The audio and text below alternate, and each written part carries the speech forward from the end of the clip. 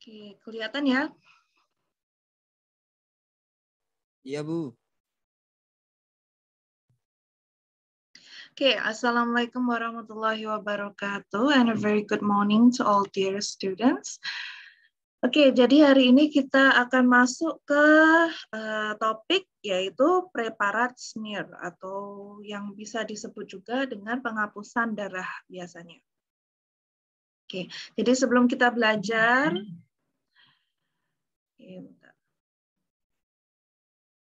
Oke, marilah kita berdoa bersama-sama. Bismillahirrahmanirrahim. Raditu billahi rabba wa bil islami dina wa bi Muhammadin nabiyya wa rasulah. Rabbi zidni ilman warzuqni fahman. Amin. Okay, so what will you learn today? Jadi untuk topik hari ini kita akan lebih mengenal dan memahami apa itu preparat smear, ataupun istilahnya bisa dikatakan sebagai metode preparat hapus darah. Jadi biasanya preparat smear ini digunakan untuk analisa darah. Kemudian kita juga akan belajar sedikit kelebihan dan kekurangannya. Begitu juga dengan jenis-jenis preparat smear itu apa saja. Biasanya lebih kepada staining sih sebenarnya ya. Jadi kemudian setelah itu juga langkah-langkah bagaimana membuat preparat smear ini dan juga mengenal preparat smear untuk pada bakteri. Jadi menggunakan untuk mikroba. Jadi bukan hanya darah saja. Jadi untuk preparat smear ini untuk apa saja? Yaitu yang pertama utamanya sih darah ya. Jadi penggunaan sampel darah itu akan kita lihat di bawah mikroskop. Setelah itu, selain darah juga bisa menggunakan mikroorganisme ataupun single cell. Oke, jadi untuk preparat smear hapus darah ini sendiri, jadi dalam histologi dikenal beberapa metode untuk sediaan preparat untuk jaringan hewan tuh salah satunya adalah metode oles ataupun metode smear. Ada juga metode buku, seloidin, parafin, dan lain-lainnya seperti yang kita pelajari sebelum ini. Jadi untuk preparat hapus darah atau smearing itu adalah salah satu objek dalam pengamatan histologi. Jadi untuk preparat hapus darah itu sendiri dibuat dengan metode smear atau oles biasanya. Dan sediaan ini adalah dengan cara mengoles atau jalan mengoles atau membuat selaput film dari substansi yang berupa cairan jaringan di atas gelas benda yang bersih dan bebas lemak. Jadi untuk selanjutnya itu setelah di-smear perlu melalui proses yang namanya fiksasi juga dan juga staining ataupun pewarnaan dan ditutup dengan gelas penutup. Gitu. Untuk langkah-langkah smearing, of course yang pertama kita akan menyediakan alat dan bahan, kemudian ada sampel darah, pengambilan sampel darah biasanya menggunakan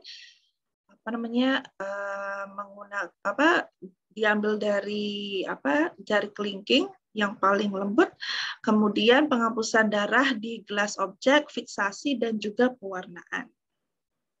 Oke. Untuk alat dan bahan, untuk metode yang biasanya dipakai itu biasanya menggunakan beberapa alat dan bahan seperti ini. Jadi ada gelas objek, gelas penutup, jarum itu sebenarnya, jarum lancet, jadi ada pipet tetes, ada gelas beaker, staining jar, and microscope especially. Jadi ada juga kalau bahannya itu biasanya ada darah perifer, itu maksudnya ya darah, pengambilan darah yang fresh. Kemudian alkohol 70%, fiksatif, mekanol, pewarna Gemsa.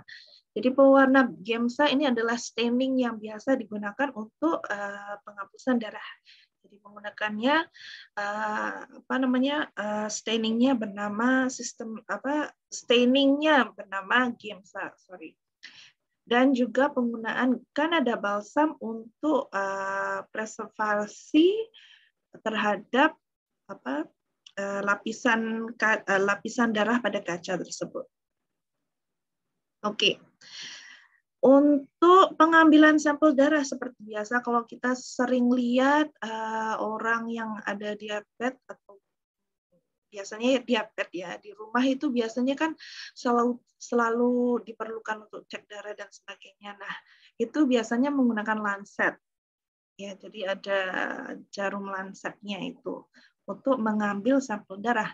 Nah, the best location for collecting finger prick samples are basically from the side of your little finger. Jadi darah yang digunakan dalam pembuatan apus darah biasanya diambil dari ujung jari, jari tengah, jari manis atau jari kelingking sebenarnya. Tapi lebih baiknya adalah pada ujung jari karena relatif kulitnya lebih tipis dan mudah untuk diambil melalui pembuluh kapiler.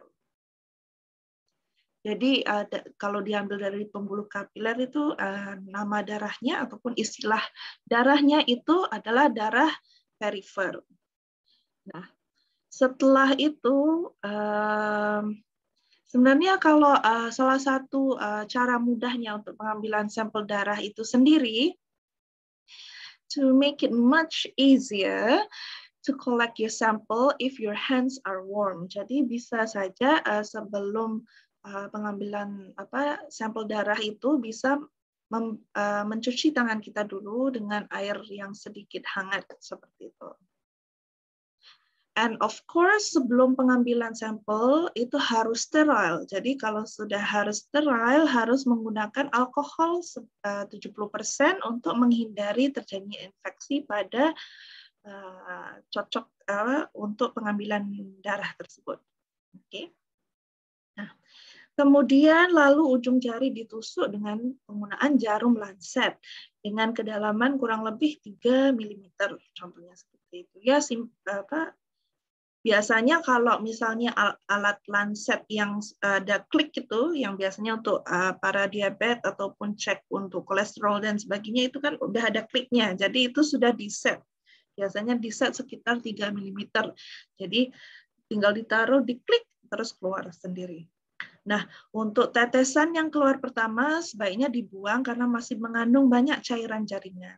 Nah, di dalam darah itu sendiri kan ada plasma dan sebagainya. Jadi biasanya itu lapisan pelindung darah itu sebaiknya tidak diambil. Jadi diambil yang sudah betul-betul kental gitu, darahnya yang sebenar.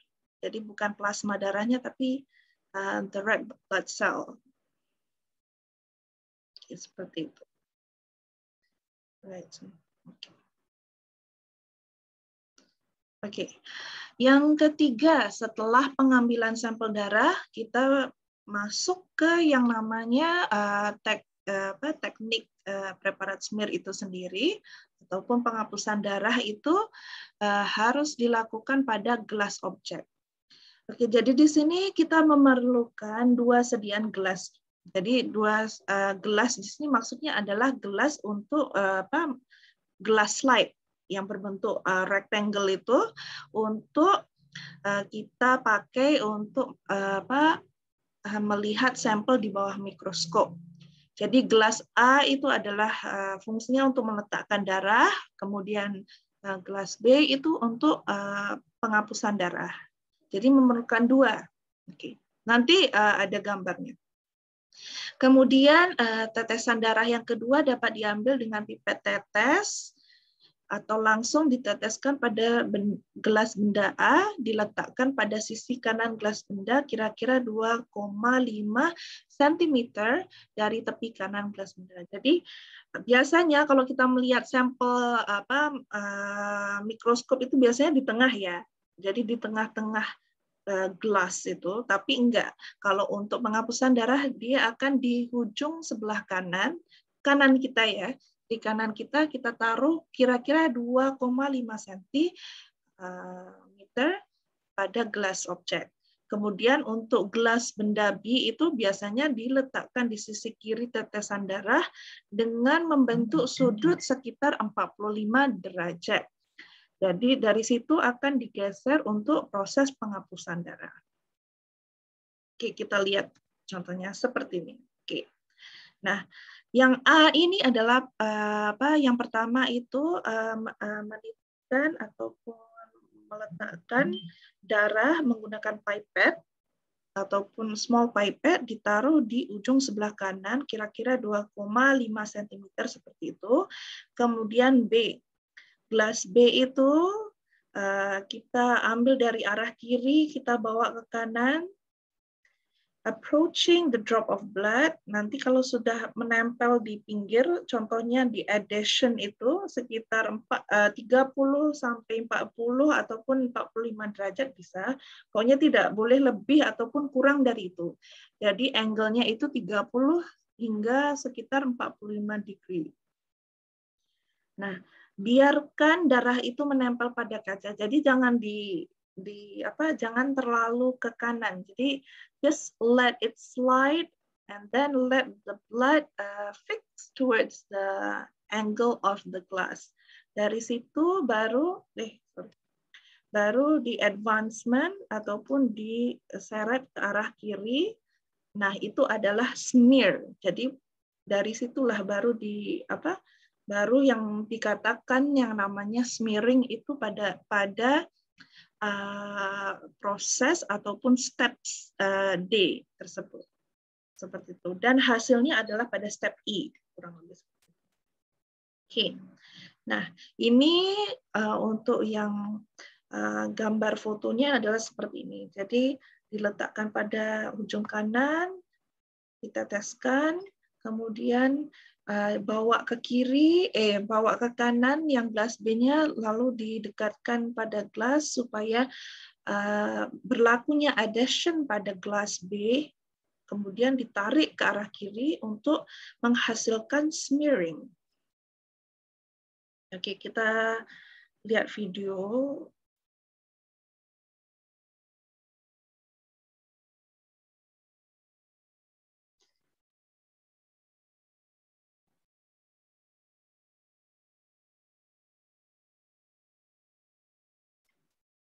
Dengar nggak?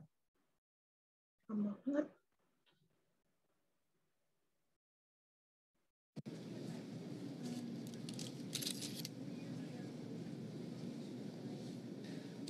First, you'll need to take your slide. Oke, dengar? Dengar ya videonya? Dengar, Bu. Oke. Ya, mulai lagi dari depan.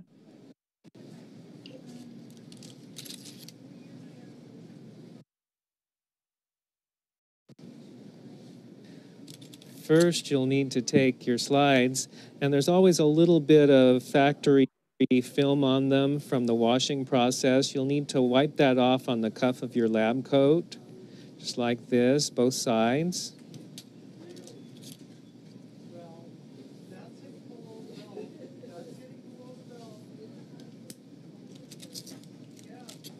And Tapi you'll kalau label them. membersihkan ini jangan pakai kayak gitu ya. Then take your specimen, and with a diff maker, you'll put the needle side down in the hole in the stopper until it goes all the way in. Then you want to release any positive pressure by just rolling it between your hands like this a little bit. Kenapa ini? Okay. And you'll label them. Oke, kalau yang tadi itu kenapa menggunakan sampel darah yang besar ya? Itu biasanya kalau di rumah sakit itu kan kita ambil sampel darah dan sebagainya. Jadi salah satu untuk meneliti darah itu menggunakan teknik preparat smear. Nah, untuk preparat smear itu sendiri kadang bisa langsung diambil menggunakan jari ataupun misalnya kalau di rumah sakit dan sebagainya itu biasanya menggunakan sampel darah yang kita ambil. Jadi biasanya salah satu caranya adalah seperti ini. Side down in the hole in the stopper until it goes all the way in. Then you want to release any positive pressure by just rolling it between your hands like this a little bit.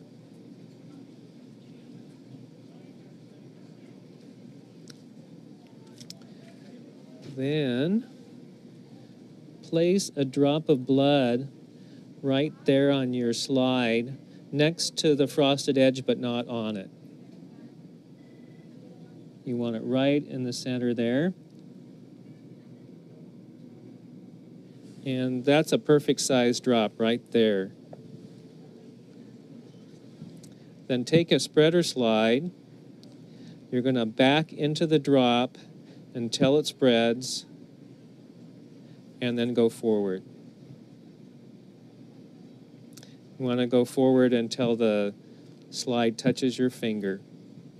And don't swoop up like this. That'll make streaks on the end of your smear.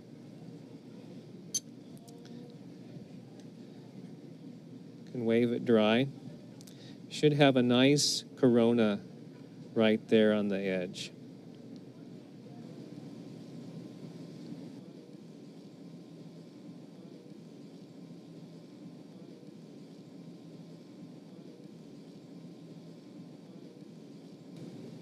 Now place a drop on your slide.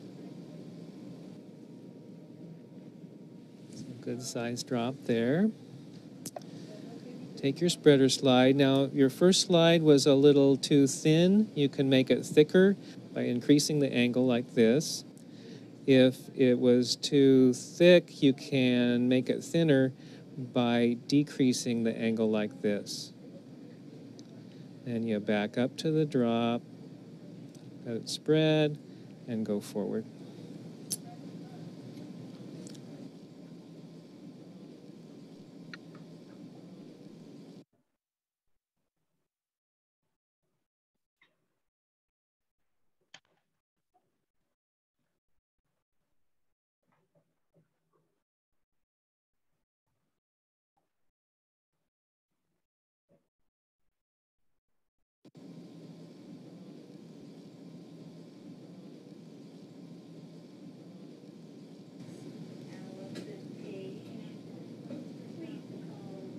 Oke, ini jadi repetitif sih, sama aja kurang lebih.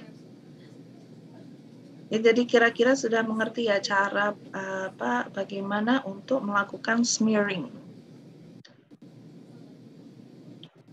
Shape at the end. See the nice corona here. So that concludes the demonstration and preparation of peripheral blood smears. Oke. Selanjutnya setelah sudah dilakukannya preparat smear itu ataupun proses penghapusan darah, kemudian kita lanjutkan dengan fiksasi. Jadi untuk pengawetannya ataupun untuk lebih awet lamanya, jadi memerlukan proses fiksasi. Oke, jadi setelah hapusan darah itu sudah kering, kemudian difiksasi dengan larutan fiksatif metanol 10% selama 3-4 menit di dalam staining jar. Nah, ini sebenarnya adalah teknik Giemsa ya, yang biasanya dilakukan. Salah satu teknik staining Giemsa itu menggunakan fiksasi metanol. Nah, untuk fiksasi metode lain itu semua adalah bergantung kepada staining prosesnya. Jadi nanti harus kita mengikuti tergantung prosedurnya apa. Jadi misalnya prosedurnya Giemsa ya biasanya menggunakan metanol. Jadi kalau untuk metode lain akan menggunakan larutan fiksatif lainnya. Tapi untuk darah biasanya bisa menggunakan metanol saja. Jadi tidak perlu terlalu pusing memikirkan larutan fiksatif yang perlu dipakai. Jadi mostly it will use methanol 10%. Oke. Untuk fiksasi ini seperti yang kita sudah pelajari, jadi tujuannya agar hapusan darah melekat di gelas benda dan mempertahankan sel dalam bentuk normal. Nah, kalau kita mau melakukan identifikasi dan sebagainya melalui mikroskop, terkadang kan tidak sekali dalam pengamatan. Jadi kadang kita ingin meneliti banyak sisi dalam jaringan sel itu. Jadi kalau tidak diawetkan ataupun tidak dilekatkan pada gelas, jadi misalnya kita sudah smearkan, tapi nanti dia bisa berubah-ubah posisinya tergantung cara kita memegang gelasnya tadi itu. Jadi harus dilakukan fiksasi untuk tujuan pelekatan pada gelas dan juga untuk mempertahankan sel dalam bentuk yang normal. Kemudian setelah difiksasi, preparat dikeringkan dulu hingga kering larutan fiksatifnya. Jadi kalau tadi sudah setelah smear itu tumbuh kering darahnya, kemudian dikeringkan lagi setelah proses fiksasi. Oke, kemudian pewarnaan atau staining biasanya dikeringkan baru diwarnai menggunakan larutan Giemsa 3%. Nah, Giemsa 3% ini adalah jenis pewarnaannya. Jadi menggunakan Giemsa dimasukkan dalam staining jar selama 30-40 menit, kemudian dicuci seperti biasa. Jadi setelah staining mesti dicuci, dibilas menggunakan Aquades, kemudian dikeringkan kembali. Oke. Untuk staining terdapat kira-kira 5. Oke, terdapat 5 jenis staining. Okay, for Romano whiskey, how to actually pronounce that? Anyway, Romano whiskey stain are universally employed for staining blood films and are generally very satisfactory. Jadi untuk staining, salah satu yang terkenal adalah penggunaan Romano whiskey stains. Jadi very general biasanya digunakan. Kemudian ada May Grunwald Giemsa. Jadi is a good method for routine work. Jadi misalnya yang hariannya digunakan di rumah sakit dan sebagainya, biasanya menggunakan teknik Giemsa ini. Jadi untuk Giemsa stain itu sendiri sebenarnya thought to produce more delicate staining characteristic. Jadi maksudnya delicate staining di sini adalah lebih detailnya lagi. Jadi bisa melihat semakin tipis smearingnya itu. Jadi kalau yang tadi di video itu kan sangat tipis ya. Jadi untuk delicate staining itu bisa menggunakan Giemsa. Jadi yang tipis-tipis banget itu menggunakan Giemsa. Nah, untuk Leishmans ini biasanya simple method as well, which is especially suitable when a stained blood film is required urgently or the routine stain is not available. Misalnya, kita ingat aja, jadi kalau untuk Leishmans method ini biasanya dipakai pada keadaan darurat ataupun urgent, karena mungkin sistem stainingnya sendiri itu adalah lebih cepat dibandingkan Giemsa dan sebagainya. Kalau yang seperti Giemsa tadi kan dibiarkan dalam 3-4 menit ya. Jadi it might take a little longer. Jadi kalau Leishmans ini lebih cepat. Nah, untuk perwarnaan staining ini untuk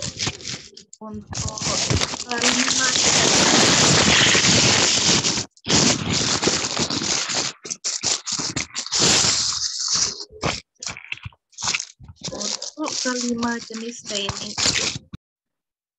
Untuk kelima jenis staining ini nanti I want you to do a self study on the types of staining. Nanti ada beberapa yang Ibu akan tunjukkan, tapi untuk the whole system mungkin nanti waktu praktikum oleh Mbak Heni akan dijelaskan. Mungkin kalau tidak, I need you to do a self study on the stains system.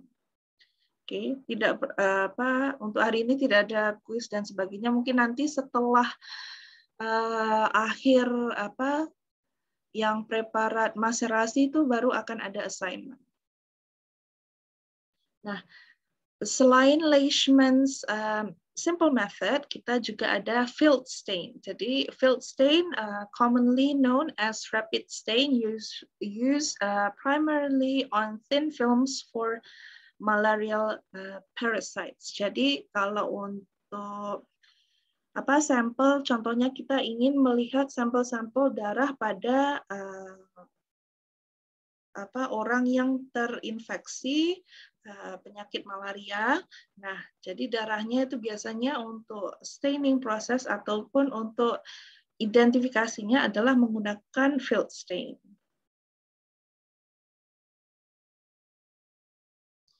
Oke, untuk prinsip pewarnaan. Jadi sebenarnya untuk pewarnaan itu especially single cell kan ada nukleus, ada DNA dan sebagainya, ada protein juga. Jadi pewarnaan itu setiap pewarnaan akan memberikan dua warna yang berbeda. Contohnya kalau menggunakan a cationic or basic dye, which is methylene blue ataupun azure B dye. Methylene blue is basically chemically ataupun chemical, bahan dasarnya sebenarnya menggunakan chemical. Kalau untuk azure B dye ini bisa dibuat dari dibuat secara naturally, jadi lebih aman digunakan untuk oxidation products ataupun berasal dari oxidation products bisa menghasilkan azure B dye. Kalau methylene blue itu sendiri adalah ya diambil dari ataupun proses pembuatannya adalah pembuatan kimia seperti itu. Nah, untuk cationic or basic dye biasanya binds to anionic sites. Jadi untuk anionic sites ini menggunakan methylene blue will give a blue-gray color to nucleic acid, DNA or RNA, nucleoproteins, granules of basophils, dan sebagainya. Jadi untuk nucleic acid-nya, mostly nucleic acid itu akan diwarnakan menggunakan sistem methylene blue. Kemudian untuk anionic or acidic dye itu biasanya menggunakan dye eosin Y or eosin B, which binds to cationic sites on proteins. Jadi kalau untuk proteins itu menggunakan acidic dye, which give an orange-red color to hemoglobin and eosinophil granules ionic bond. Nanti diperlihatkan contohnya seperti apa warna-warnanya. Jadi untuk pewarnaan itu sendiri atau penggunaan buffer, pH value is very important. Jadi harus dalam keadaan neutral. Either acidic or neutral or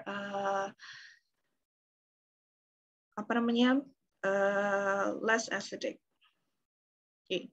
Jadi untuk eosinophilic granules, contohnya seperti ini, blue nucleus, basophilic granules. Jadi yang berwarna biru itu menggunakan methylene blue ataupun azure B dye.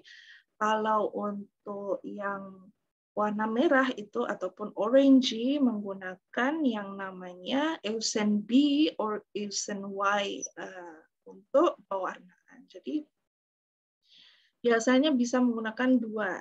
Biasanya dalam pewarnaan itu ada dua warna itu. Jadi ada campuran methylene blue as well as campuran orange red dye, which is eosin B or eosin Y.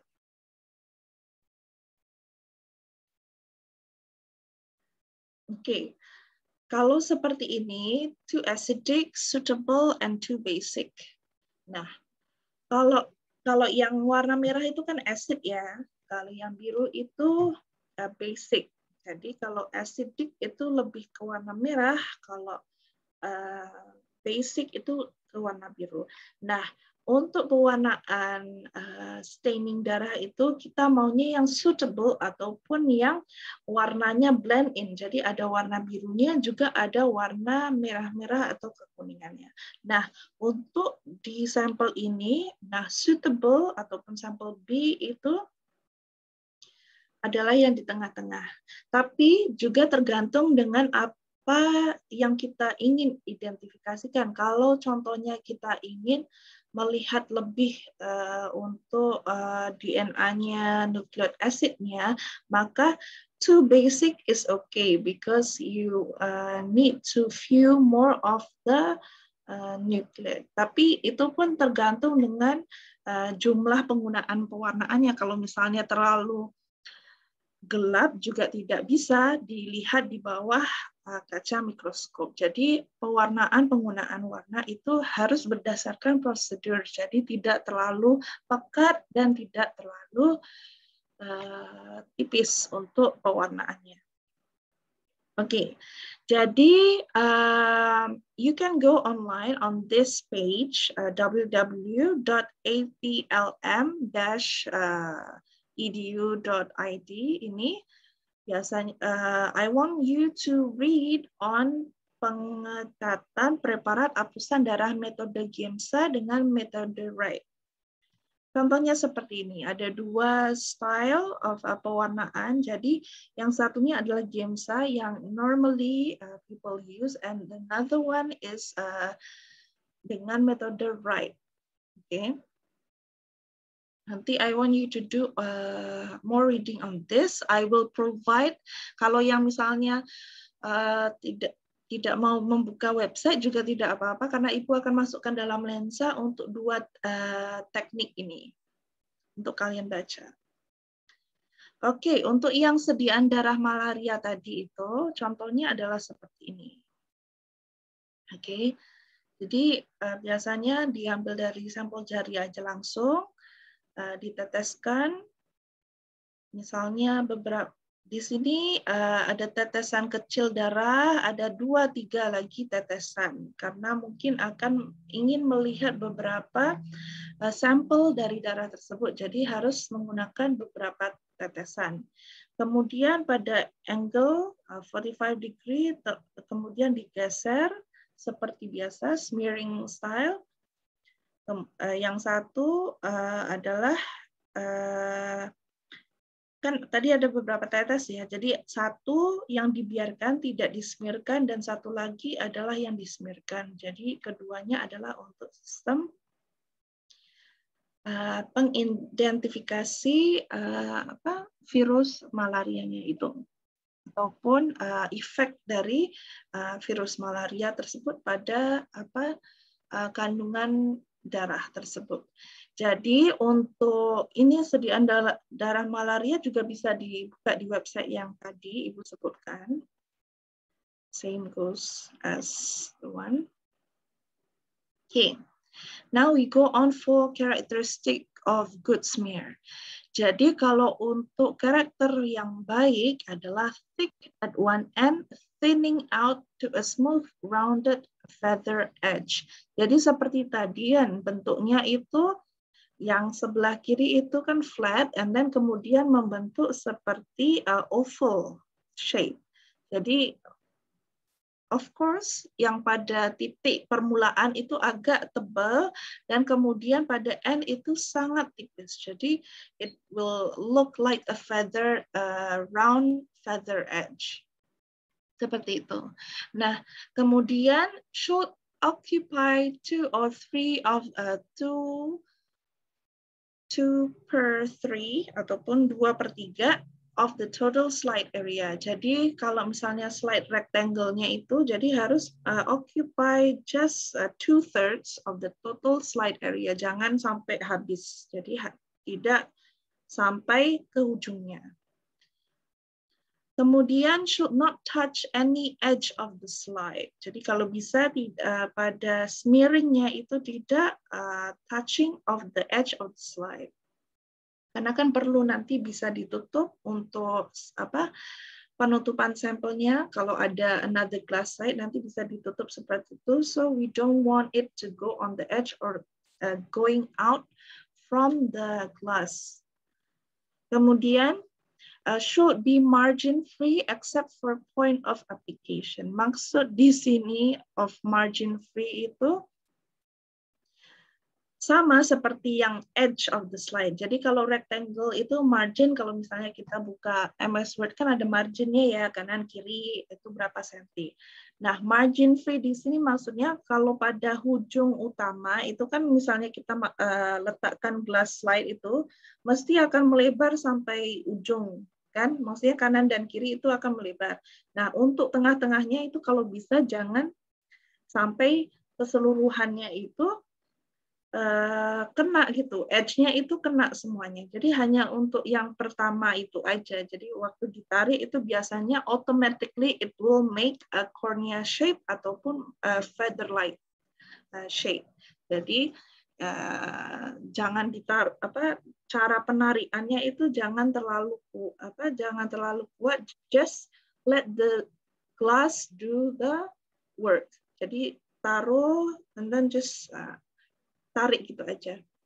Jangan lepas ataupun waktu smearing itu gelas itu jangan diangkat ke atas, just let it slide like that. Okay. Okay, common causes of poor blood smear. Jadi drop of blood is too large or too small, normal. Jadi harus kira-kira secukupnya, jangan terlalu kecil, jangan terlalu besar. Kalau besar ataupun terlalu banyak itu biasanya akan mengakibatkan darah itu keluar pada edge of the glass. Kalau too small, you won't even make a cornea shape ataupun sampel yang ingin dilihatnya itu tidak lengkap ataupun tidak begitu terlihat or too thin pada glass slide tersebut. Jadi untuk spreader slide, push across the slide in a jerky manner. Jerky di sini maksudnya terlalu keras ataupun terlalu gimana ya menjelaskannya. Jadi intinya harus halus saja. Just let the glass do the work. Jadi jangan terlalu give a power towards that, but let the glass slide itself. Seperti itu. Failure to keep the entire edge of the spreader slide against the slide while making the smear.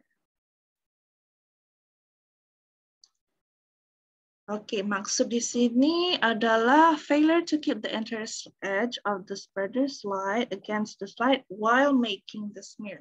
Maksudnya gagal untuk meletakkan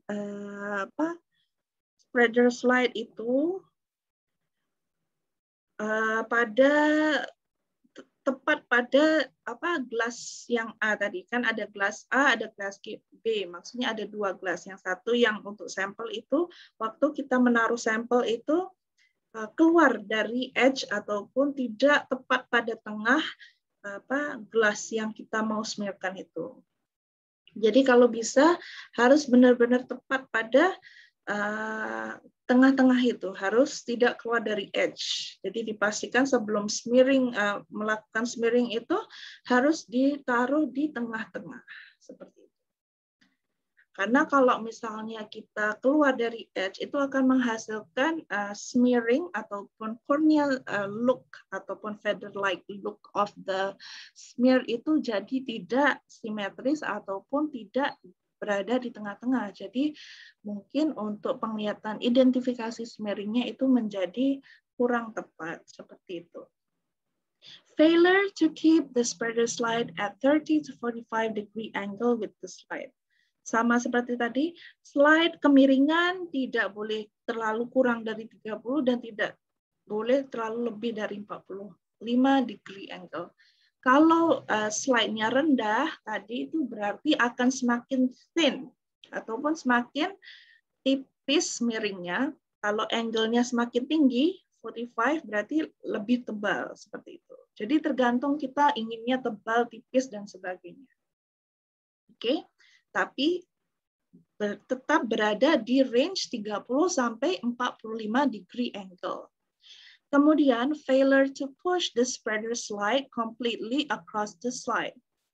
Nah, kalau misalnya kita spread the slide itu cuma sampai tengah-tengah ataupun belum sampai akhir, nah itu is one of the failure ataupun cause poor blood smearing. Jadi harus sampai end. Kan tadi seperti dicontohkan dalam video ada salah satu tangan kita di end of the glass itu untuk membawa gelas itu supaya sampai edge seperti itu. Irregular spread with ridges and long tail edge of spreader dirty or chipped dusty slide. Nah, maka dari itu slide selalu harus dibersihkan sebelum digunakan menggunakan tisu yang bersih ya. Holes in film slide contaminated with fat or grease. Nah, ini maksudnya adalah, makanya dari itu kan kalau misalnya kita mengambil sampel itu kalau bisa kita ambil darah pekatnya ya. Jadi jangan diambil plasmanya dan sebagainya, karena kadang di dalam kalau kita mengambil darah itu kadang juga ada minyak dan sebagainya. Jadi if you ever seen someone taking out blood dari darah itu, kadang itu juga ada minyak loh. Jadi ada minyak dan sebagainya, ada lemak, ada bubbles. Tergantung orang itu memiliki penyakit apa. Jadi kalau misalnya kolesterolnya tinggi dan sebagainya, itu kadang di dalam darahnya ataupun di dalam jaringan darahnya itu banyak juga sih ada kayak minyak-minyak dan sebagainya itu. Kalau misalnya orang itu ada gastrik ataupun mah ya, mah itu biasanya darah kotornya itu banyak ada kandungan kayak bubbles. Jadi itu adalah salah satu tanda-tanda seperti itu. Nah, maka dari itu kita inginnya mengambil darahnya, jadi bukan kandungan lain di dalam pembuluh darah itu. Jadi tidak mau ada grease or fat, minyak-minyak yang ada di dalam darah. Jadi harus diambil darahnya saja.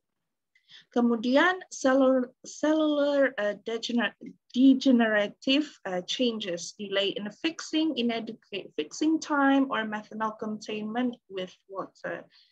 Jadi dalam proses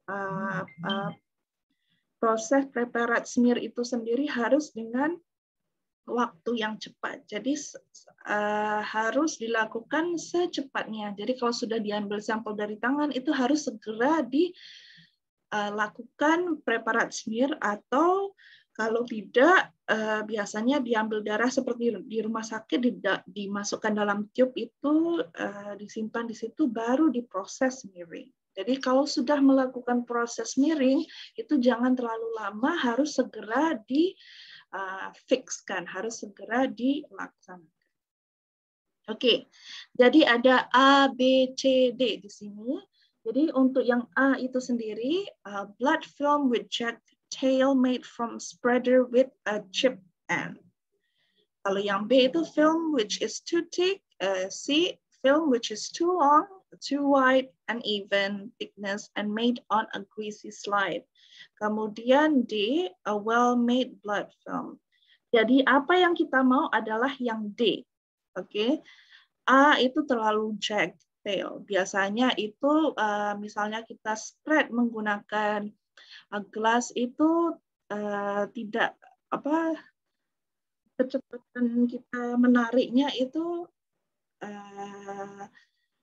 pada akhir itu agak terangkat. Jadi akan menjadi sampel yang berbentuk seperti A, ataupun sampel pengambilan proses smearingnya itu tidak pada posisi yang pas seperti itu.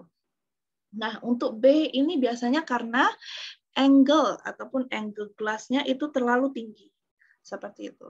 Jadi pastikan kalau tidak mau menghasilkan B ataupun terlalu terlalu pekat, harus pemiringan angle smearingnya itu di antara 30 sampai 30 degree seperti itu. 30 sampai 35 degree.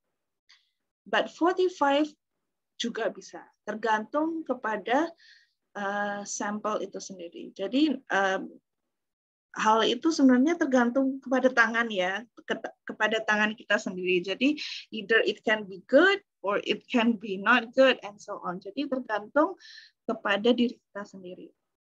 But technically pada degree yang sudah dilaksanakan oleh saintis yang lainnya itu pada 30 sampai 45 degree Celsius. It's not Celsius, sorry. 30 to 45 degree angle. Untuk C ini, film which is too long, too wide, uneven thickness, and made on a greasy slide. Nah, kalau slide-nya itu tidak bersih, ataupun darahnya itu ada kandungan lemak-lemaknya dan sebagainya, itu akan menghasilkan smearing yang seperti ini. Jadi tidak bersih ataupun tidak smooth. Nah, yang D is a well-made blood film. Jadi yang kita mau adalah yang D. Contoh seperti ini. Nah, yang tadi ada A, ada B, ada C, ada D. Oke. Oke, terus ada I, ada F, ada G, dan H. Ini adalah banyak-banyak contoh smearing yang tidak jadi ya. Jadi, these are some of it.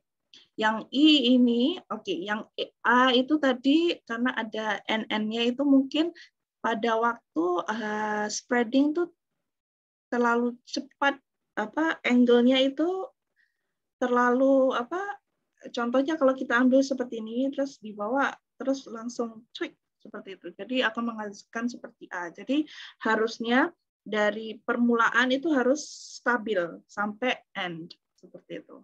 B itu juga untuk yang B ini biasanya adalah karena kecepatan. Kadang kita tidak sekali sampai belakang tapi kayak tersendat-sendat. Jadi agak berhenti, agak berhenti, agak berhenti. Jadi menghasilkan smearing yang seperti B. Yang C itu terlalu cepat kita angkat ataupun kita selesai. D apalagi kalau I ini ataupun E ini sebenarnya karena mungkin sampel darahnya adalah terlalu sedikit, maka dari itu smearingnya itu tidak sampai the edge of the glass slide. Jadi terlalu sedikit untuk dismearkan. Kalau F ini karena mengandung minyak, ada grease. Jadi kalau ada minyak-minyak itu akan menghasilkan lubang-lubang ataupun bulat-bulat seperti itu. G, oke. Kalau G itu pada waktu smearing itu kita membawa lapisan kacanya itu tidak agak miring seperti itu. Jadi menghasilkan G.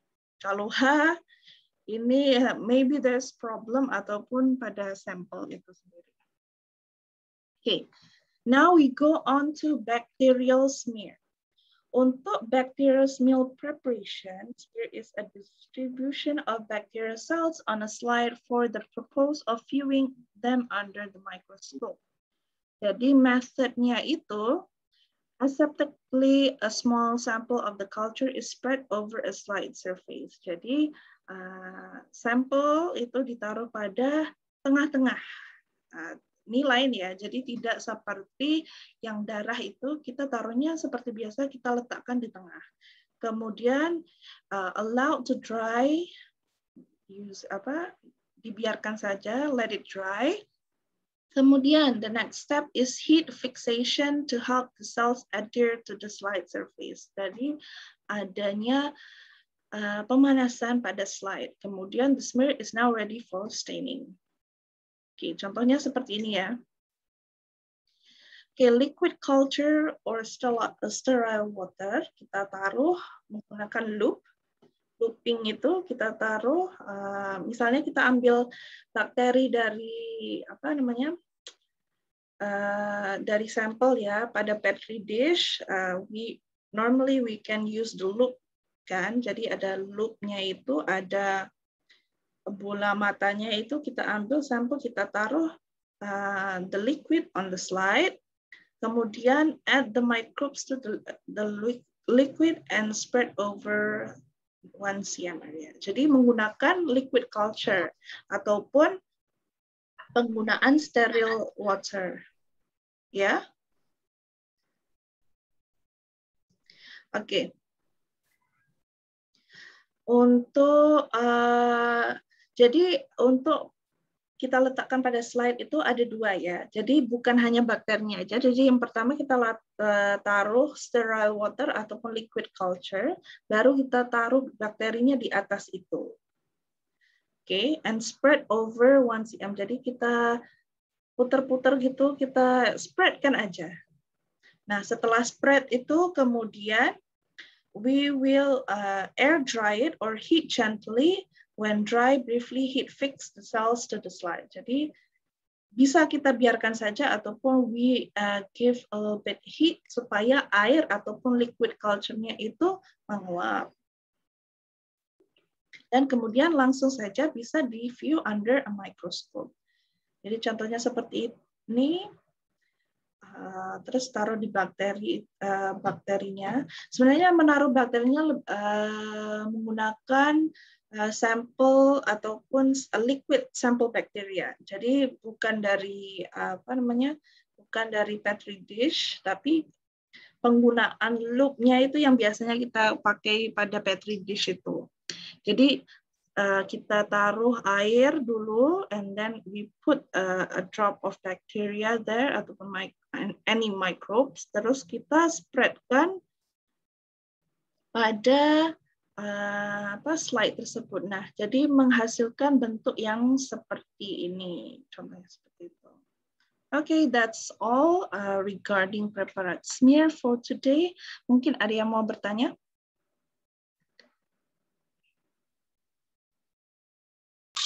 Bu, saya mau tanya, Bu. Ya.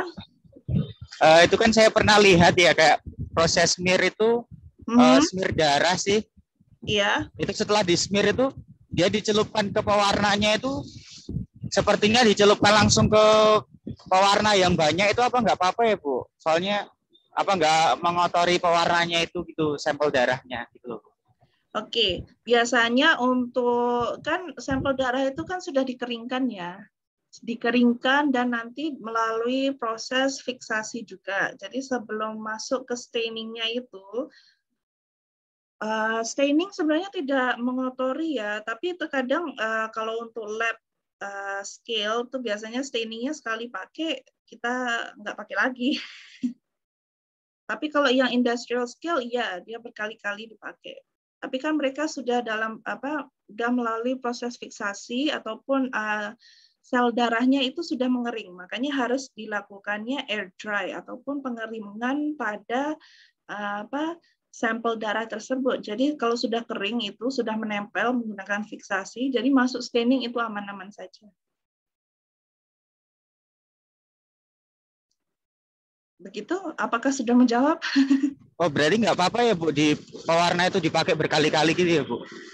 Ya, for industrial scale, yes. Biasanya pewarna itu akan dipakai berkali-kali ataupun biasanya akan dimasukkan ke small beaker, jadi direndam, tapi nanti untuk sampel lain juga bisa menggunakan sampel lain. Tapi kalau misalnya industrial scale kan dia sekali arum masuk ya, masuk aja semua itu. They have their own procedure to maintain the staining process. Tapi yang jelas kalau sudah melalui proses pengeringan dan fiksasi, maka staining itu tidak apa-apa. Cuman dilakukannya itu pada hari tersebut. Jadi biasanya untuk hari lain akan menggunakan staining yang baru. So it's okay. Baik, Bu. Terima kasih. Sama-sama.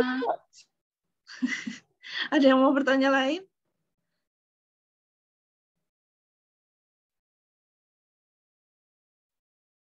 Oke, ada yang mau bertanya before we end our session for today?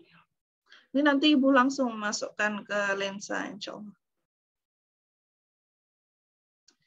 Jadi untuk hari ini tidak ada quiz, assignment-nya nanti setelah end for my session. Jadi setelah maserasi setelah pollen, nanti baru ada assignment.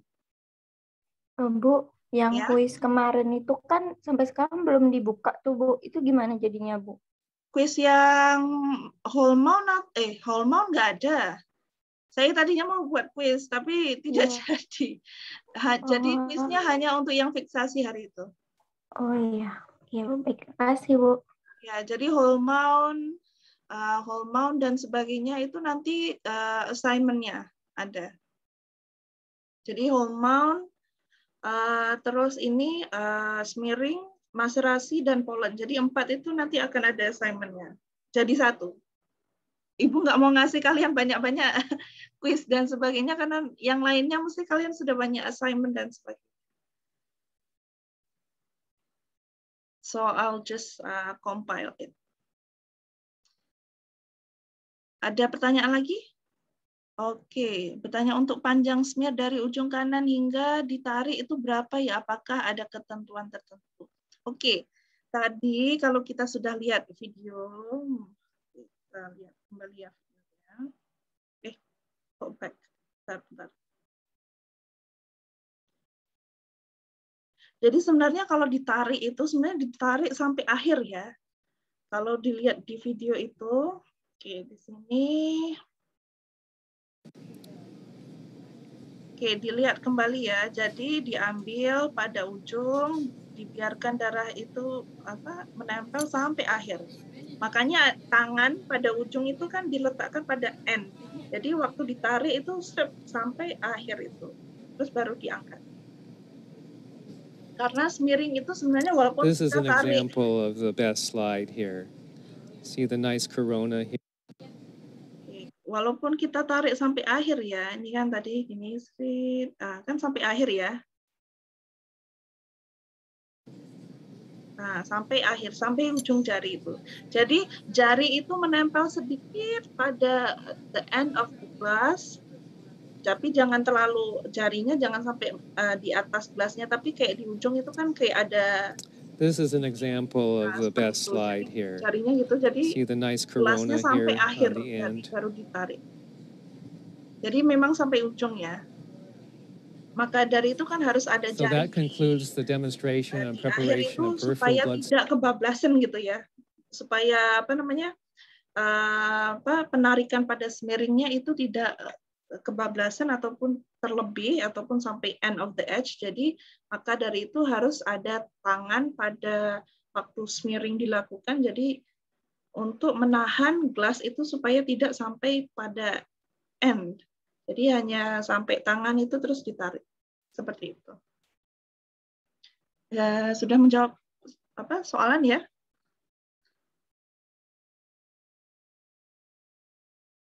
Ada yang mau bertanya lagi?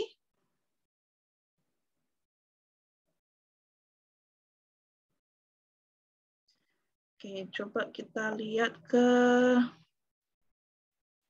Oke, ini ada dua jenis prosedur ya. Sebenarnya kurang lebih sama aja ya. Kalau yang kita lihat nomor 1, biarkan apusan darah kering. Kemudian untuk Giemsa menggunakan metanol. Oke, untuk right stain ada sendiri. Menggunakan cat right, kurang lebih 1 ml. Nah. Oke. Kalau yang tadi tanya tentang staining ya. Jadi kalau staining lab scale ataupun bukan industri itu kan kita stainingnya itu langsung ya pada gelas itu. Jadi menggunakan pipette, jadi ditaruh saja. Tapi kalau industrial scale biasanya ada banyak sampel itu langsung celup sebentar seperti itu. Tapi biasanya dilakukannya pada fiksasi ya. Tapi kalau untuk darah kebanyakannya adalah menggunakan tetesan, menggunakan pipette. Jadi stainingnya tetap pakai staining yang sama karena stainingnya ditaruh pada beaker. We just put in a bit using pipette. Kemudian setelah itu dibersihkan menggunakan air. Contohnya seperti ini. Oke. Seperti itu. Kalau industrial scale, ya memang biasanya yang celup-celup yang waktu fiksasi itu kan dicelup-celup ya berkali-kali. It's okay. Nah, seperti itu. Karena sudah melalui proses fiksasi dan sebagainya, jadi sudah melalui pengeringan. Jadi kalau sudah pengeringan itu tidak mempengaruhi staining buffer tersebut. Seperti itu. Ada yang mau bertanya lagi?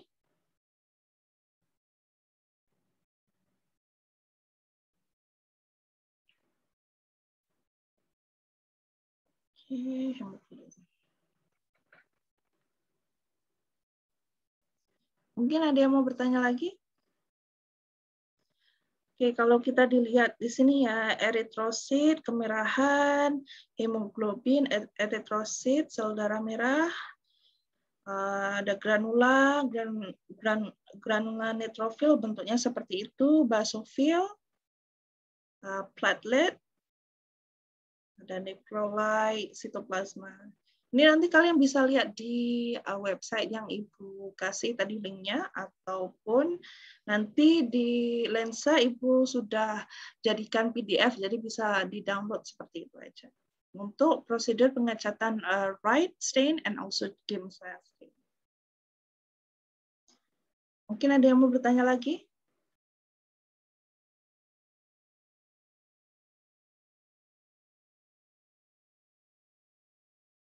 Kalian ada ini nggak nanti? Praktikum nggak setelah ini? Ada, Bu. Ada ya. Karena Mbak Heni itu sepertinya kemarin baru insiden kecelakaan, jadi nggak tahu mungkin ada praktikum, tapi dari not a fresh video, jadi mungkin menggunakan video yang lama.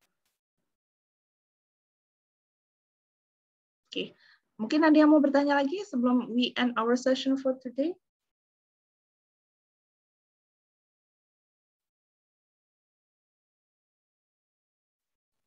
Kalau dari saya cukup, Bu. Oke, kalau tidak ada yang bertanya, oke, so we end our session for today. Thank you for coming. Yang lebih dari Allah, yang kurang dari saya. Assalamualaikum warahmatullahi wabarakatuh. Waalaikumsalam.